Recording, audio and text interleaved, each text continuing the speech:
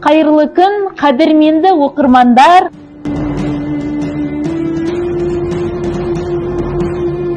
Маңға танытуға, сондай-ақ ұмытылып бара жатқан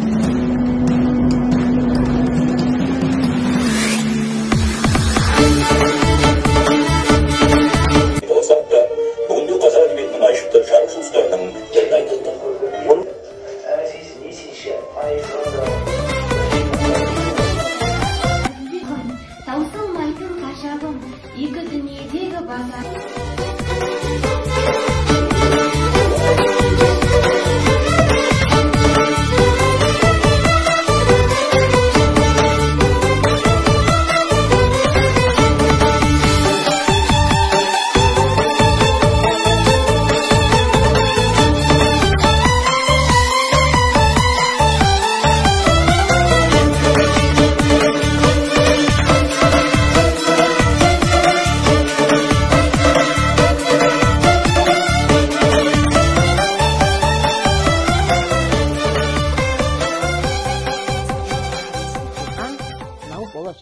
Енді бүгінгі мынау шара өте үлкен тәрбиелік тағылымы мол деп айта аламын. Енді Дауасар Әлібек деп жатсыздар. Бұл енді 70-ші жылдар қымыз қананың шыққан кезі.